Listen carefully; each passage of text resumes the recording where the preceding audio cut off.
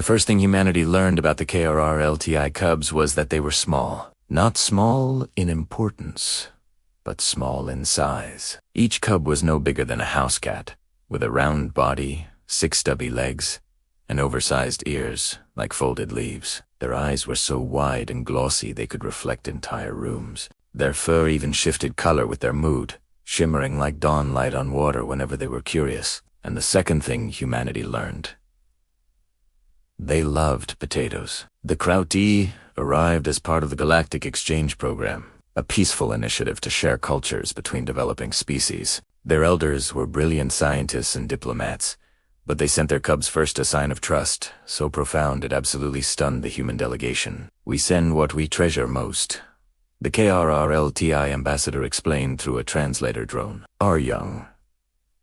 So, the cubs were welcomed into a sprawling green habitat on Earth, designed to feel safe and warm. Humans volunteered as caretakers, researchers, and, quite unexpectedly, chefs.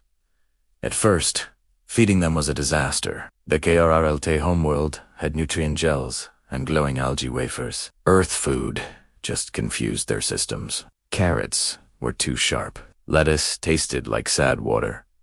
And tomatoes made 3 cubs cry at the same time, which almost caused a diplomatic incident. Then, one evening, a tired technician named Amina Malik sat down for dinner. She had nothing fancy, just a plate of boiled potatoes with a little salt and butter. She didn't notice the cubs at first, but they definitely noticed her. 6 pairs of enormous eyes peeked from behind a fern. Noses twitched, fur shifted to a bright, curious gold. Amina raised an eyebrow. Hello." One cub waddled forward, then another. Soon, all 6 had formed a polite semicircle around her boots, staring at her plate like it held the secrets of the universe. "You can't have this," Amina said gently. "It's human food." The smallest cub made a soft chirping sound and pointed a tiny claw at the potato. The translator drone flickered to life. "Query. Rutorb. Warm. Smell good. Request taste." Amina hesitated, then just shrugged. "It's only a potato." She broke off a small piece and set it on a clean tray. The cub sniffed it, poked it, and then, very carefully, took a bite. For a moment, time seemed to stop. The cub's fur exploded into a rainbow of gold, blue, and pink. Its ears shot straight up. It froze, mouth still full, and then let out a sound that was later translated as pure happiness. The other cubs surged forward, their polite semicircle completely forgotten. They chirped and trilled, bouncing in place as Amina hurriedly divided the rest of the potatoes into tiny portions. Within minutes, 6 small alien cubs were sitting in a messy cluster, eating potatoes like they had just discovered religion. News spread fast. The next day, the cubs refused all their standard nutrition blocks. They just sat in sad protest piles, their fur dim and gray, until humans arrived with potatoes. Boiled potatoes, mashed potatoes, roasted potatoes. Each new preparation brought a wave of excitement. They even developed favorites. Mashed potatoes were comfort clouds. Roasted potatoes were happy crunch. And fries, once approved in tiny quantities, where they cladded forbidden joysticks.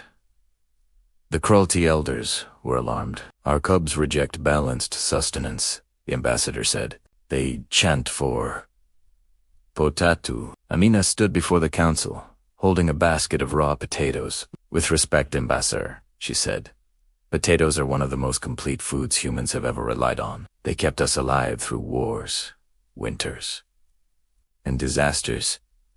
The humans explained how entire civilizations survived on this humble vegetable, how it grew in poor soil and fed the poor and powerful alike. The Krrl'ti scientists analyzed the potato, and their conclusion stunned the galactic community. The potato wasn't just food. It was resilience made edible. For the KRLTi, whose world suffered from periodic soil collapses, this was revolutionary. Footage of the small alien cubs hugging warm bowls of mashed potatoes went viral. Comments flooded in. "Of course. Aliens love potatoes." "We knew it.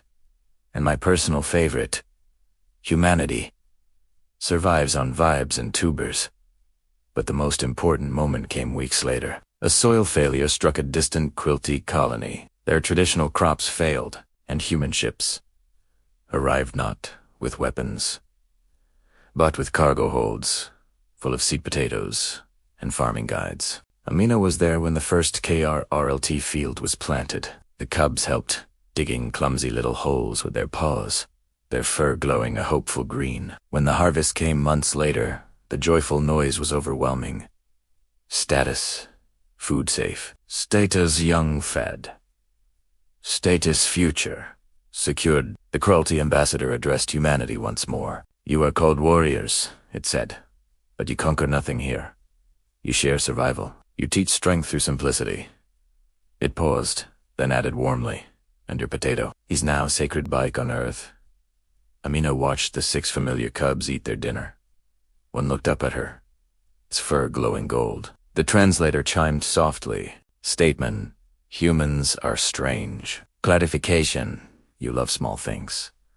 Conclusion, you save worlds with vegetables. Amina smiled, raised her fork, and replied, yeah, that sounds like us. And somewhere between the stars, a small alien cub hugged a warm bowl of potatoes on humanity, earned another quiet, perfect H. Thanks for watching. If you enjoyed this story, be sure to like, subscribe, and hit that notification bell for more. See you next time.